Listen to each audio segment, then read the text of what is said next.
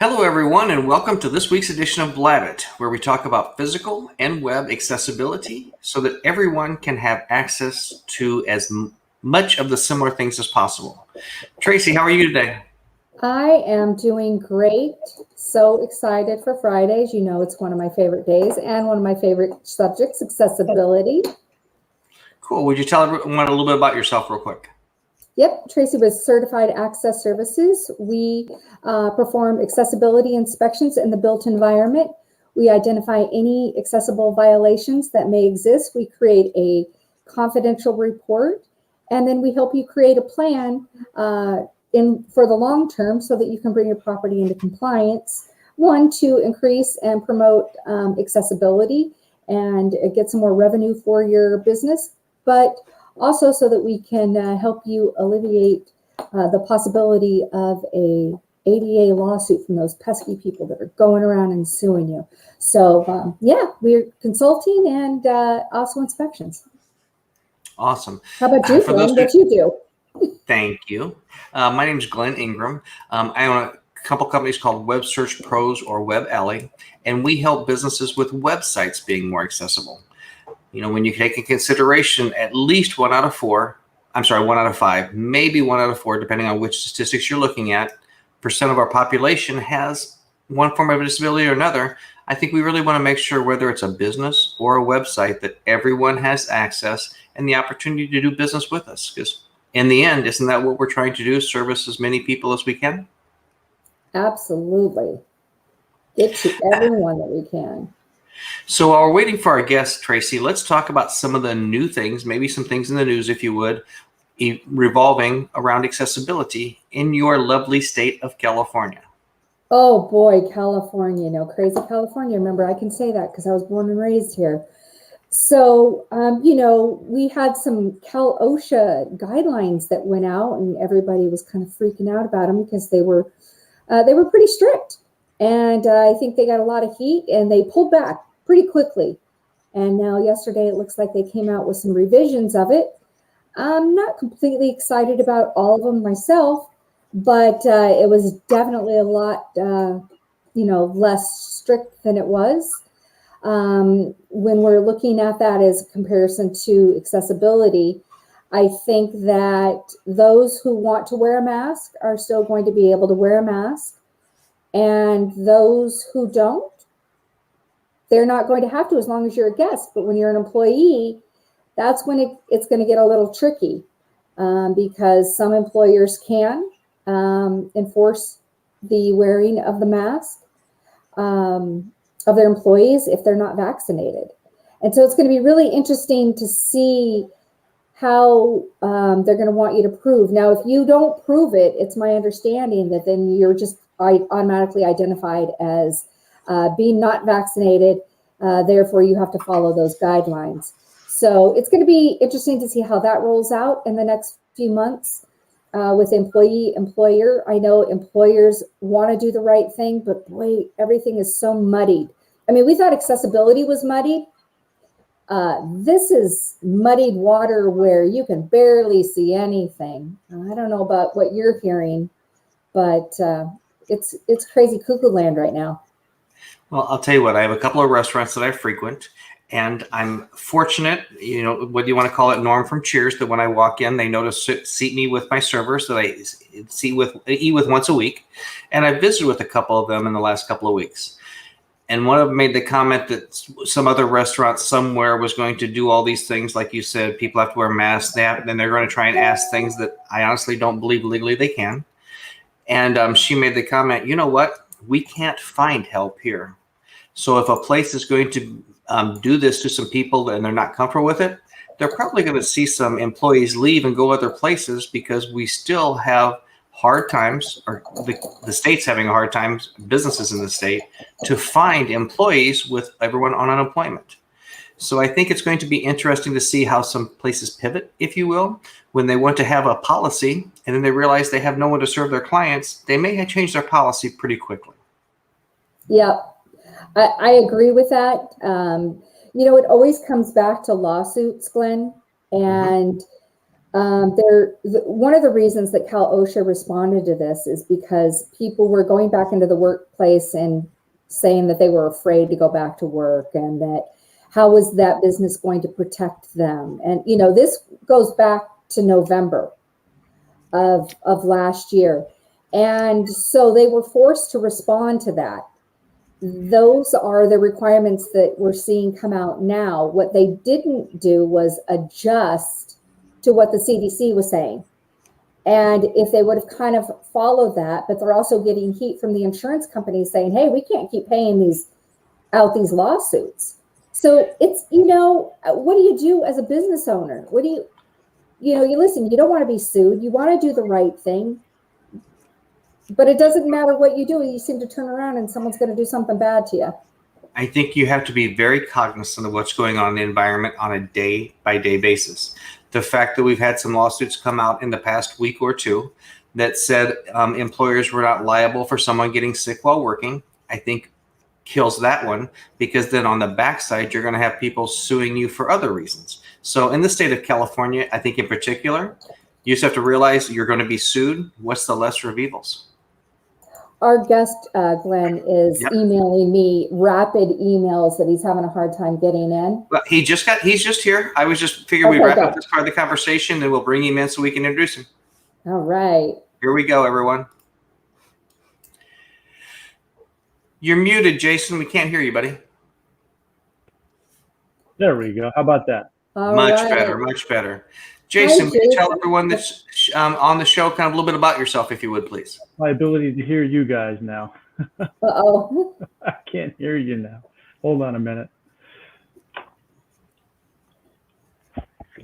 It brings up all kinds of songs from the 70s.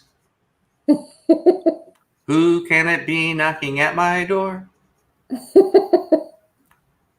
Now we can't hear you. We can't hear you. We can't hear you.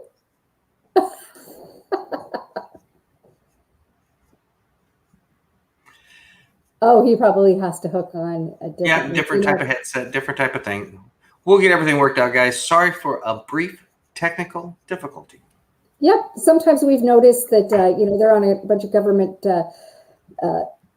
computers and they block from crazy things. So I've found that a couple times with some of the building officials that I've had to speak with. That happens. You may want to go into settings, Jason, and just make sure this setting is set up for that headset and the proper speakers. I know time to time when I go from software to software, it'll reconnect to the way it was configured the previous time.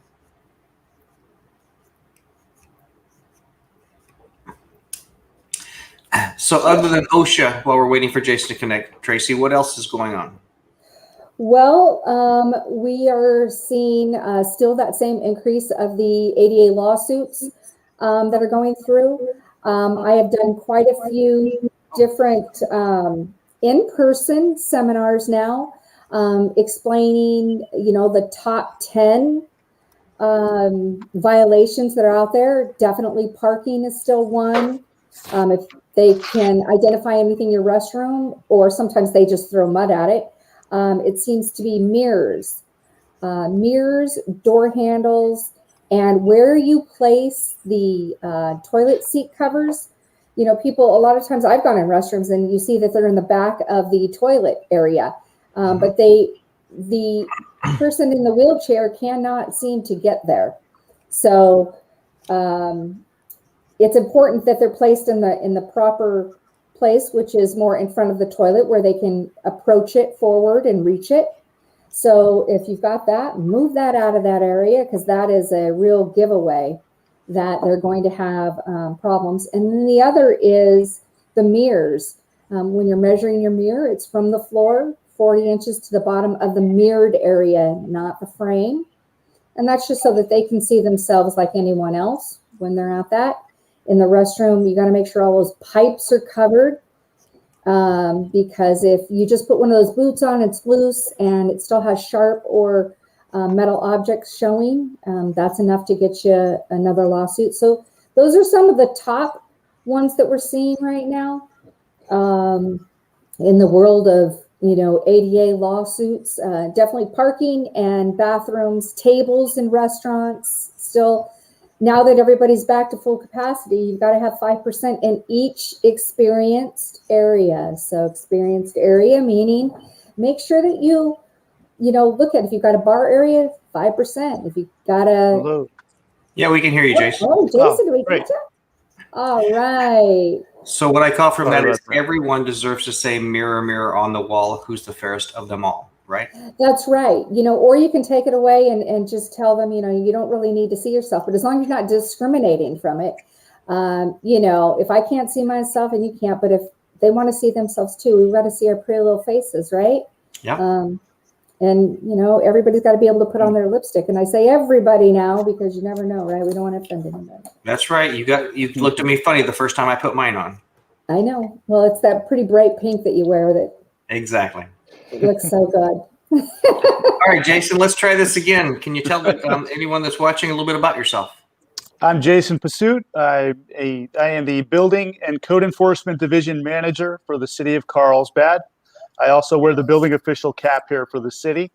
I'm CASP number 886, so it's just been a couple of years that I've had that certification. I've been in the building safety industry for 20 odd years. Started out as a soil technician and sort of worked my way through the ranks as a building inspector for a jurisdiction and a plan examiner. And now I've got the building official job here for the city of Carlsbad just over a year. I actually started this job the very same week that COVID restrictions started. So That's right. I literally met my entire team for about 3 days in person and then flipped the entire process on its head. And we learned how to work remotely with each other. And it's been a heck of a year. But I enjoy the challenge for sure. Awesome. Well, you did it. Thank did you. it. Yeah. We got through that year. Yeah, absolutely. Yeah, Jason, when you hear all of that stuff that you did, as the average person out there in the world, you think, oh, he's the bad guy. He's the bad guy, right? He's the city. He's the guy that's coming down with a hammer on you. But that's not really true, as I have learned. Just so everyone knows, I also sit on a board with Jason at the International Code Council, and I've gotten to know him very well. And building officials are definitely far more open-minded than you think. They really do want to make it work for businesses.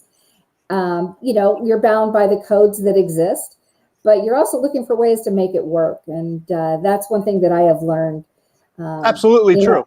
It's absolutely true. Yes, there are minimum provisions that we want to meet. There's minimum, life safety, accessibility provisions that we have to have on every job site, every house, every commercial building. But you've got to also work with applicants. You've got to use the code exceptions when you can. Case by case, whatever works best for the applicant. If we meet the minimum life safety provisions of the code and, we can use exceptions, I try to lean that way every way that I can. My wife and I are small business owners also. We own a business in town.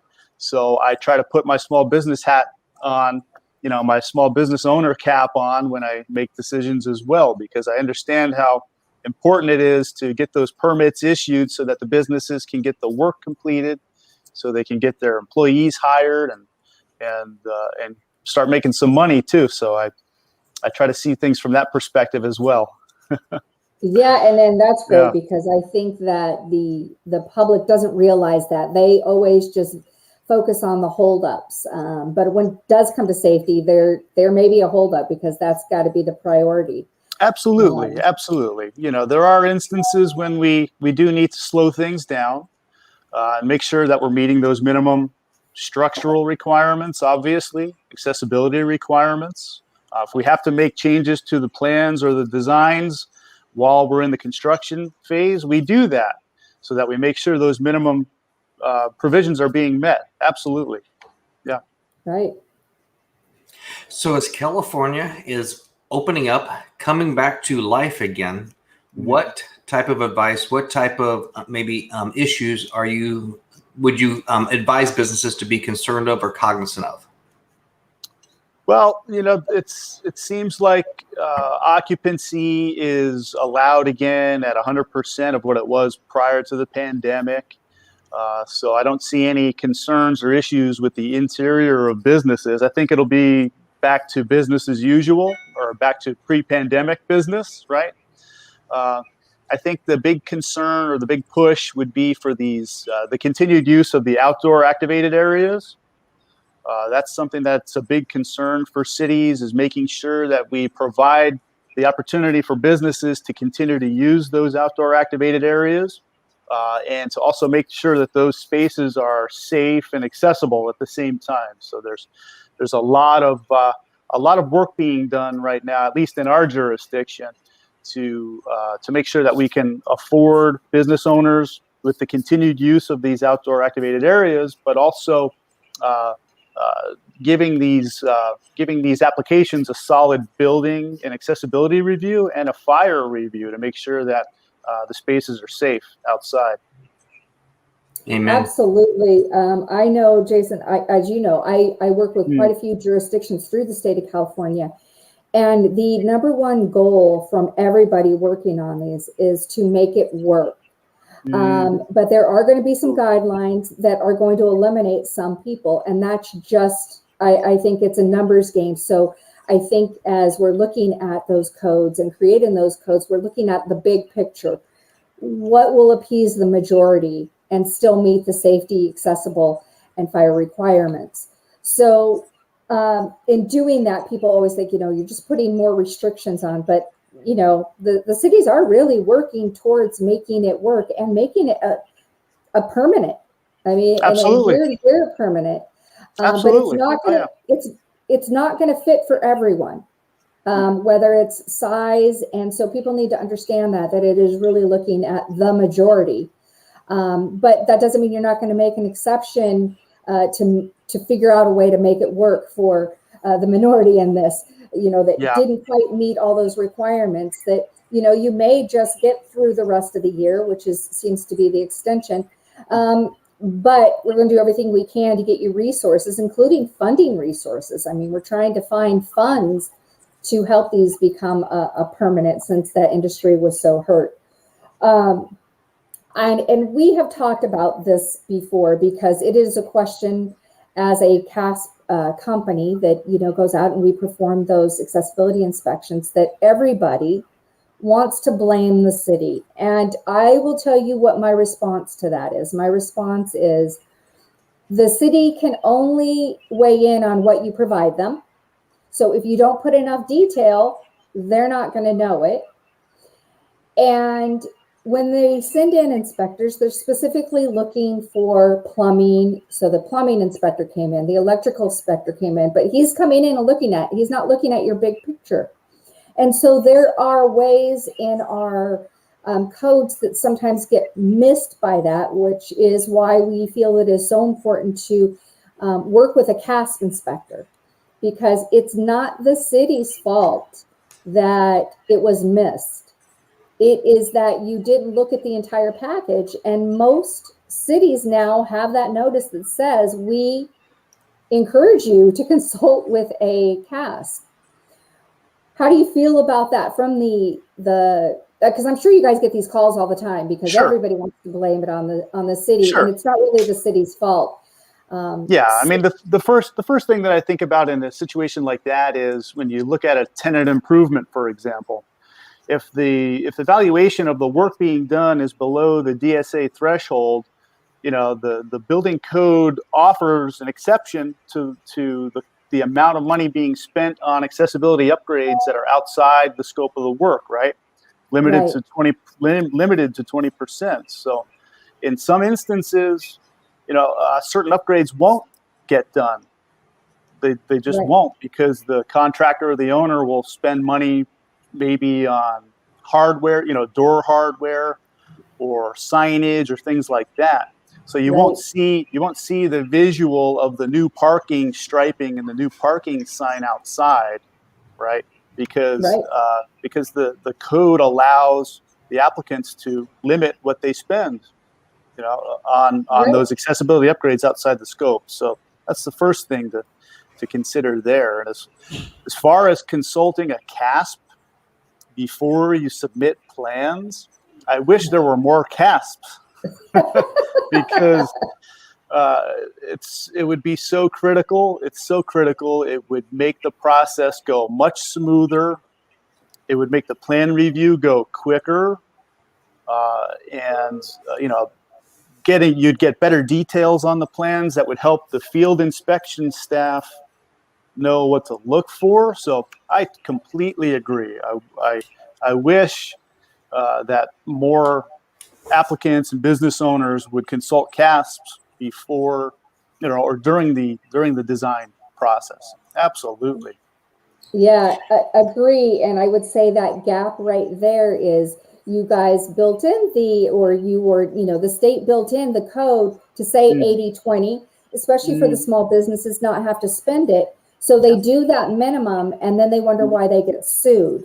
Well, you just weighed in and gave them the code, but that doesn't mean that somebody didn't feel discriminated. And that is what I really wanted to identify today, is that people understand that there are codes written in to help you financially, but that doesn't mean that somebody can't come in and sue you if something wasn't accessible. Glenn, Jason, you get to hear, but Glenn is in the world of website accessibility. And so we team up to educate about websites. And, I'm not a techie, as you know, like getting me to do stuff, even when we're on the board, it's like, okay, hold on, give me a hot second to figure it out. So I lean on Glenn for everything in regards to web accessibility. And I work more in the built environment. So that's why we've teamed up. But do you ever hear anything in regards to websites? I know people call into your front desk. I've talked to them about that. But because people think the city is supposed to do everything. We don't, I haven't gotten any specific calls or complaints about website accessibility, for our city's website. Actually, we just did a website upgrade, making our website more accessible. But like you said, building departments focus primarily on the built environment, providing that accessible, the accessibility for the public accommodation areas and in some instances, multifamily housing, so we don't get too deeply involved in website accessibility at building departments. It would be communications or the city manager's office that I would anticipate would get those calls. To kind of build upon, it's always the building and the city's fault when something doesn't open on time, because in all the years I've been doing marketing advertising, I've never seen a project finish on time. And as Tracey and I always preach to people, the more you can build in accessibility from the beginning, the better your outcome is going to be. If someone's building a business, renovating a business or something like that, wouldn't it be just as valuable to contact you guys as the contractor, as the engineer is building things, to alleviate the problems so that they maybe could hold their timelines or have maybe a more realistic timeline when doing construction? Sure, absolutely. And, I make myself available now that we've gotten used to using Teams and Zoom. It's much easier to schedule pre-construction meetings, pre-design meetings, and talk about these things. Our City of Carlsbad uses a third-party plan review consultant who's local in San Diego. So it's easy for them to join meetings with us to meet with applicants before they even submit the application. And I would encourage that, I think it's imperative, because I'm not trying to say anything negative about contractors, but it's part of human nature to appease your client, to maybe try and do things for your client. And especially if you don't know specific parameters that you need to fall within. So I think anytime someone's doing this, the more information they can attain up front, they're going to have a better realization and execution on the backside. Sure. And that also includes along the way, once construction starts, once you start tearing into an existing building, you don't know what you're going to find sometimes. So it could change the entire design, And so, I, as a building official, I always encourage applicants to reach out to me with questions, because I agree in the sense that I'd like to tackle the issues before they're on paper so that we can make the system and make the process more efficient. Little problems are always better than bigger problems. Yes, sir. And I don't know one building official that likes to tell anyone something you just built, now you're going to have to tear it out. I mean, that hurts everyone, and they get it, but sometimes there's no choice. You built it, it's wrong, final inspection came in, and you've got to change it. Somebody decided to move something, and when that final comes out, I mean, building officials don't walk away and go, yes, we got them. No, they're walking away going, oh, that hurt. That hurt, because that hurts everyone. And it does. Yeah, it does. Absolutely. And unfortunately, things like that do happen, but we try our best to catch all the little details and all the provisions that we can all along the way in the design phase. And, even when we start construction, training the building inspectors in the mornings before they go out, giving them reminders every day to make sure they're looking for certain things. And so, we're out there working and trying every day. I can tell you, at least for Carlsbad, we're out there every day. Yeah, you guys are doing a great job, and there's far more, informationals out there. I know I always love seeing the things in regards to accessibility and, keeping those reminders out there for people. So as everybody's trying to rush back to work. I know in the industry, Jason, that, everyone in almost all industries are struggling to find people to, want to be a part of the city. And that's a tough one because, people think of it as, oh, I don't want to go into it's boring codes and things like that. And I probably thought that for many years, but now I am, a code nerd. I like the stuff. So what would you do to, say to someone who's thinking about going into that industry? And does the city also look at hiring the disabled? Because, we're always trying to promote, there's so many negative things about accessibility, but what does the city do in regards to hiring the disabled, and what is exciting that you could tell someone that would maybe entice them or at least think about becoming a code official? Well, first and foremost is the fact that there are so many retirements and so many opportunities right now for people, really of any age, that doesn't matter, and really any experience level to come into this industry. You're not physically working hard.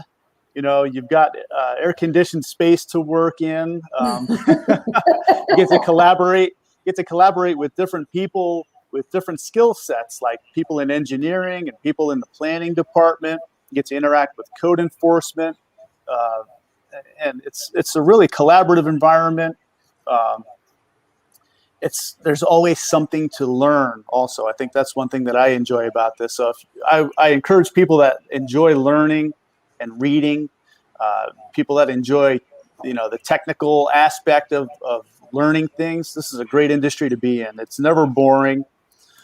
In the 20 years I've been in building safety, I still learn every day. It's really dynamic also in the sense that you're trying to take something that starts on paper as an idea, and then you're actually creating a physical model of it, and you get to see people enjoy using it when it's done. So, you get to go into the field as well. So if you don't like to work in the office all the time, you do get to go to the field and spend time outside, working with contractors and learning the physical side of what we do also. I just enjoy it. It's dynamic. I'm learning all the time. I'm doing something different all the time, interacting with different people all the time, and helping people. Most of the time people contact me as the building official when there's a critical decision that needs to be made, that helps the process move forward towards completion, towards the permit, and then ultimately towards the final inspection. So I enjoy that role that I play now as a building official. It's only been a little over a year for me, so I'm still in that learning curve. But I'm sorry, where do they start with education, though? I mean, you're learning, but where do they start with the education? I mean, what is it the cities are looking for? The city, to get a job as let's just say building inspector, for example, right? The city looks for a person to have at least one certification with the International Code Council. So we know that the International Code Council has exams that can be taken online with their Pronto exam system. So literally you could sit at home, pay for the exam and take it. It's an open book exam that you would take to get that certification coming in the front door. That would be the minimum. I wouldn't say necessarily that a college degree is critical, to be honest with you. If somebody has experience in construction, if someone has maybe an associate's degree in building construction technology or a certificate from like an associate level certificate program, for example, Southwestern College in Chula Vista has inspection classes, and they have an associate's degree that can be obtained. If someone has that level of degree with building inspector certification, that application goes on top of my list. Absolutely. Wow. Good to know. And experience in the industry, some framing experience. I started as a laborer when I was 13 working for my uncle, and I was in the Army Engineers. So, I got that physical field experience over a bunch of years also. So, that combination is critical. It wasn't like you were a CB, but we'll let you go. I was going to say, here it comes. He said Army, right? Because as soon as, he looked you up a little bit when I said I had to have Jason on, and he was like, did you see it said Army? I was like, yeah. He's like, awesome. I was like, sweet.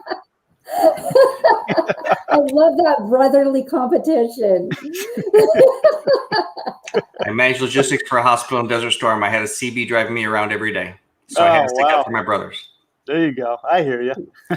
Yeah, you all act like you're competitive, but we're all on the same team. Of course.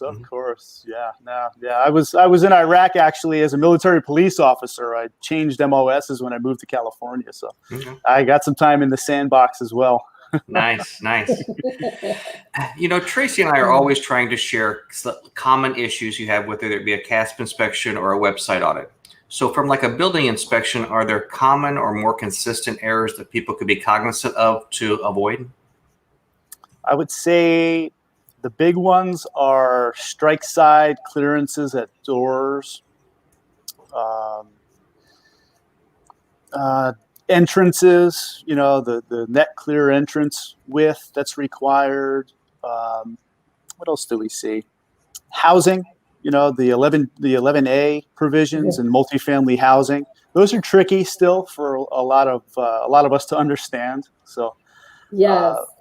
When you say strike side, what does that mean to someone who doesn't know what strike side means on a door? What does that mean?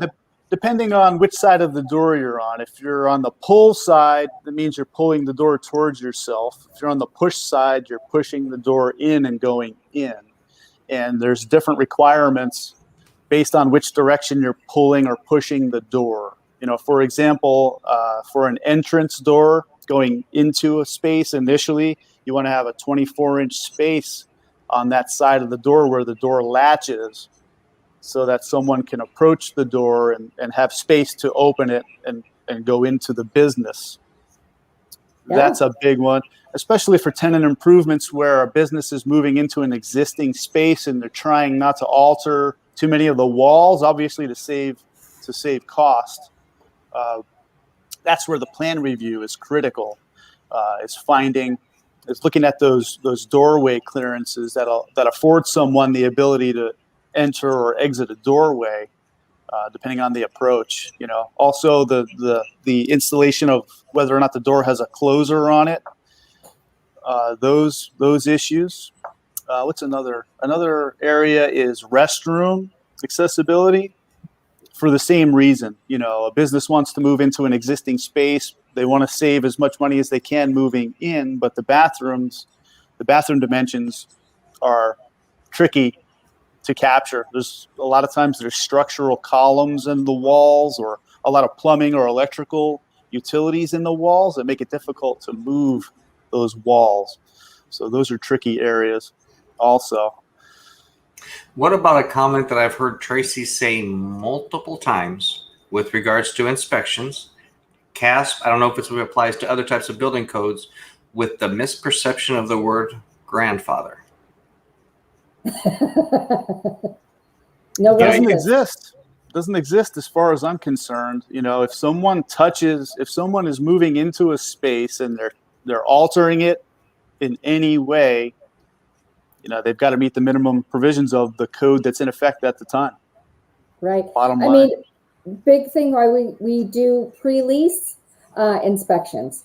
So if you're considering moving into a space and it has existing build outs, you know, you probably want us to take a look at it, because then you're going to be able to identify what the cost is going to be and negotiate that tenant with the owner, the tenant improvement, as well as the exterior, the public right of way, because it may be something we call it as a trigger to the exterior public right of way.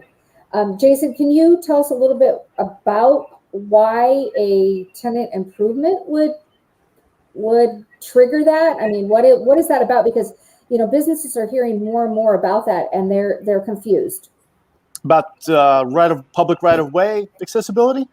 They do a tenant improvement, and it might be the restroom on a 4th floor, but there's going to be, you know, a possibility that you need to look at the path of travel from the public right of way. Oh, sure. Yeah. Nobody's prepared.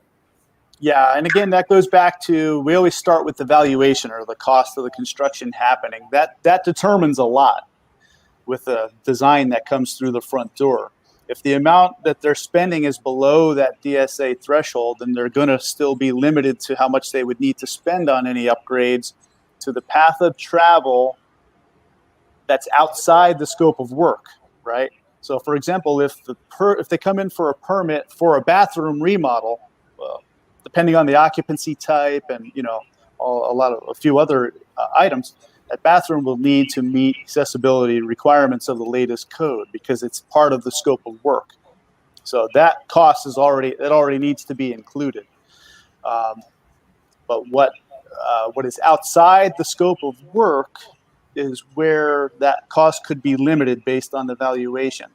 So yes, business owners should know, and they should be aware that there's an obligation for them to review the accessible path of travel from the existing parking into the area of alteration to the primary function area of the business that they want to move into. So there is an obligation that they should be aware of for meeting or bringing certain aspects of that path of travel up to full compliance. Absolutely. So and now you might be in a little rift at that point with the property owner, because you were doing a tenant upgrade, which was your responsibility within your suite. And now you might get a little hold up. Again, you want to have all of this checked out prior to proactivity. We're always pushing this, and this seems to come up a lot for accessibility. There's always, I do hear, you know, from tenants moving into spaces that they sort of think it's the property owner's responsibility, or is it theirs? The city can't get involved in that relationship that the tenant has with the property owner. We are going to look for minimum accessibility compliance, and, you know, the applicant does have an opportunity to choose what they want to upgrade. Right. You know, they have an option. They have an opportunity to choose what they want to upgrade, as long as it's, you know, capped at 20% of the cost of the valuation of the work. If they can show on the plans those areas that they're going to upgrade, it's within that 20% threshold amount, and those are the only things that we really need to look for as far as the permit goes. Right. Yeah, I often hear, I'm not paying for anything outside this suite. That's the owner's problem, not mine. And then all of a sudden we've had this, well, it's an obligation for accessibility. Yeah, And Chapter whether 11B in the California Building Code, Chapter 11B, I think it's Section 202.4 is where all business owners should go when they want to move into a space. They should read that page. Yeah, we Start show there. it often. So for those of us that aren't involved in physical inspections and stuff like this, can you explain a little bit about that 20% you keep referencing? So the Division of State Architect has a threshold amount of money that they have as a tipping point, I guess you could say. I don't remember the exact amount. It's 172,044, maybe somewhere around there. But 177,412. Oh, okay. See there. So if a tenant wants to move into a space and the amount of money they're going to spend to move their business in is not that amount, then the building code says that they still are obligated to make accessibility upgrades to the path of travel that's outside of the work that they're doing for the business, right? So obviously all of the alterations happening in the business have to meet the latest code requirements. That's a given. But Chapter 11B, Section 202.4 talks about the path of travel upgrades. So I review these a lot, and applicants fill out our form. They tell us, they show us what the valuation amount is for the work. They show us what 20% of that amount is, and then they show us where they're going to spend that amount of money on upgrades to the path of travel that's outside the scope of the work. And so, we make sure that those specific details are on the plans, and that's for inspection, so we make sure we capture those areas. Now, if the amount of work being done to a tenant improvement is above that threshold, then basically they have to meet full compliance 100%. with accessibility. Okay. So 177,412 is our magic number. So we need to be cognizant of that and then understand how to do a little bit of math and know what 20% of that is. Basically, and then show the jurisdiction where you're gonna, where you want to spend the money to make upgrades up to 20%, and it could be any part of that path of travel. Right, but you go above it, and that valuation changes. How often does that change, Jason? That valuation number annually. So very important to keep up with that. So that you understand when you're going into construction or you're moving, what that is going to be, because 100%, depending on the property, could be a lot of money.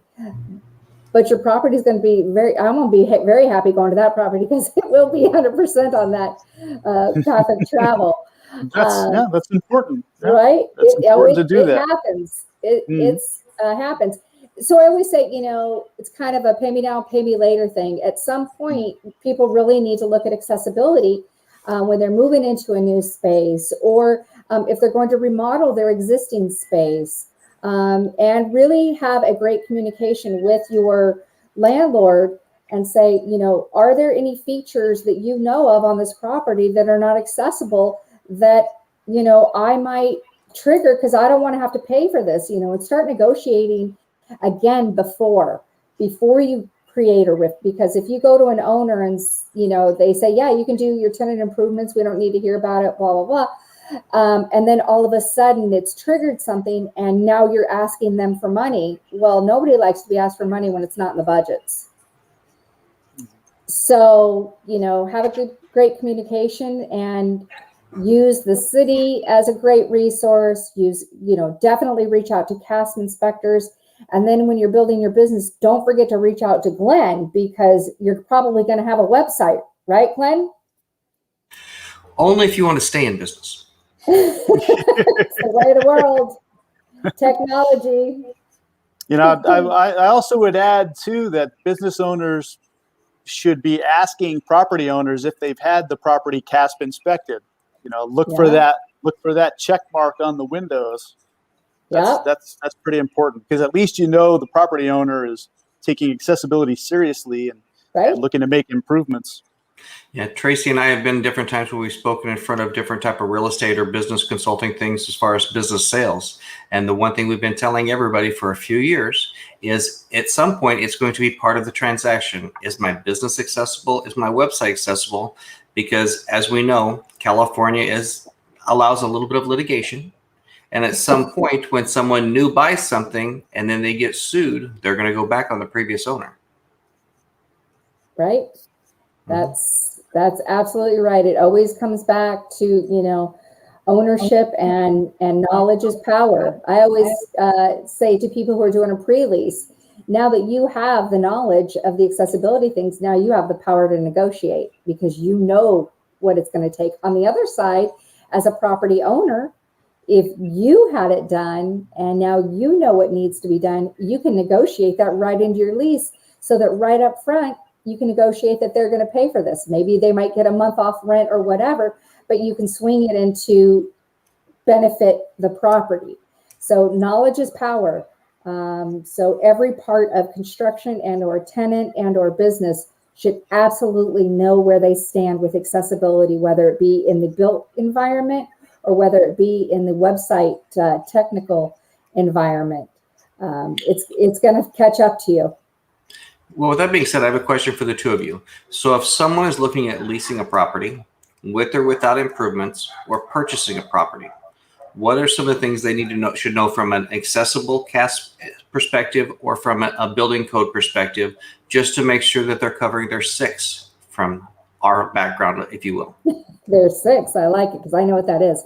My husband's a retired police officer, and he's always asking me to cover his six.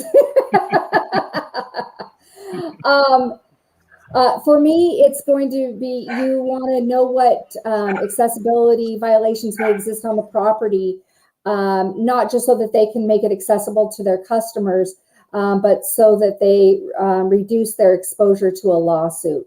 And that would be the two main things that I would say going into it. I don't know, Jason, from a city. I mean, if I was going to buy a commercial building, I would go to the jurisdiction and I would research permits that may have been pulled on the building or tenant improvements done in the building to see when the latest codes were applied to that path of travel from, you know, going from outside into the building. It's a great place to start, and knowing where, you know, the building stands as far as accessibility goes. Absolutely start with the jurisdiction. Right. And who would they call to look at those? Do they just call into the, you know, front line of the city, or where would they go? I would say the city clerk's office would be a great place to start because most cities should have a public records request process where, you know, anyone can go in and review public records for any address in the city. Right. So that brought a thought to my head. We've heard about this, some of us from personal homes, nightmares about buying a property and starting to renovate a property or do something to it and finding out that you had additions or things that were done that weren't permitted. Do we need to be cognizant of that when we're buying a building as well, to see if there were any type of alterations that were done that weren't permitted that are going to open up Pandora's box, if you will, as we start to change things? I think any person looking to buy a piece of real estate, especially in this market, with the amount of money you're going to spend, you can research the permits that were pulled on the house before you moved in. My family moved 3 years ago, and I did just that with the city of San Diego, and realized that there were projects that were permitted but never finalized. So, yeah, I've been through that myself. So. But you want to do that well before the closing date so that you can do some negotiating and make sure that the current owner reaches out to the city, pays whatever fee they need to make those permits active and finalized, you know, before purchase. Absolutely. Yeah.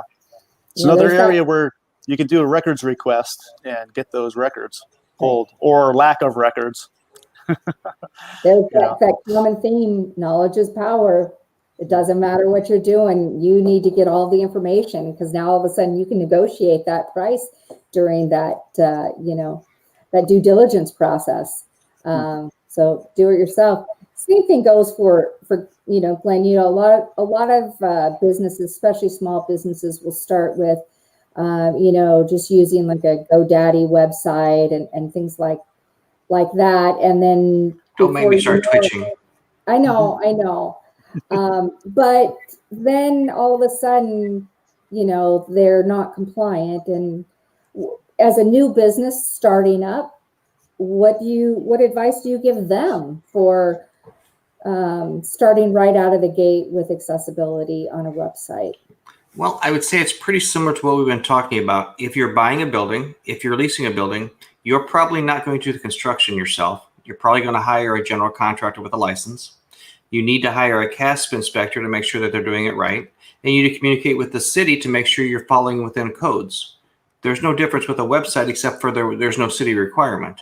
So if you're not hiring a professional to build it, if you're not hiring a professional that actually understands the rules and the codes to make sure it's accessible, you're inevitably going to, step on your toes, whatever you want to call for the analogy. And typically it's like doing anything with construction. Like we were talking about before, there's never enough time to do it right. There's always time to do it over. It really becomes expensive to do things over and over and over again. Small or large business, I think a great message from all of us is that if you're going to start a business, one, do research on the property and the business, and to start building your team. And what I mean by team is the city. Absolutely. Website person who specializes in compliant websites, meeting with a CASP inspector to say, hey, this is our vision. How real is that going down the road before I spend all this money to have a designer, put this in? Is it going to work? So build your team, and a team that you trust. People that are going to help you, not going to keep, holding you back, but really give you some options to think about as you're building it, because it is a whole lot cheaper to connect with all of us in the beginning. And I think that is, I didn't realize it was going to be our big message today, but I think building your team, building people you trust, and doing some of your own investigation will save you thousands and thousands of dollars right out of the gate. You're going to not feel like it at the beginning, but boy, it's going to save you some money down the road.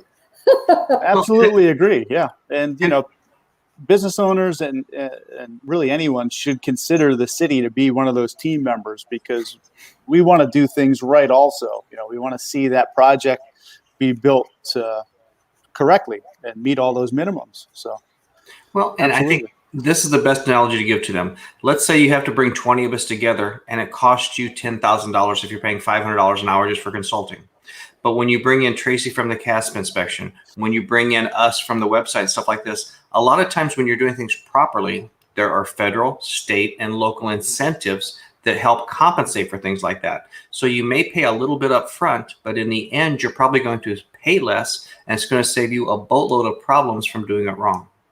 Right.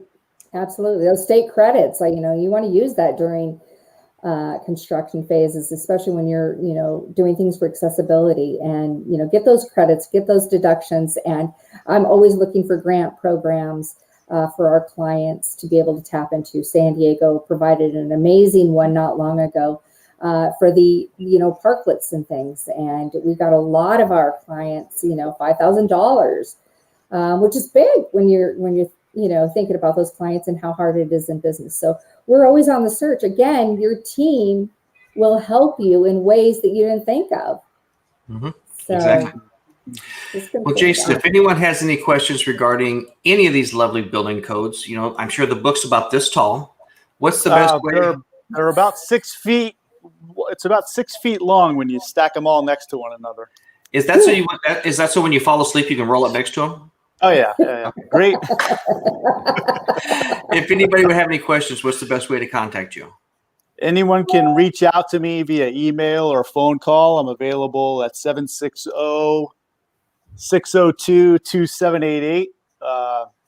Give me a call. I don't ever hesitate to answer questions for people. I enjoy digging into the codes and finding the right answers for people, and trying to do anything I can to help.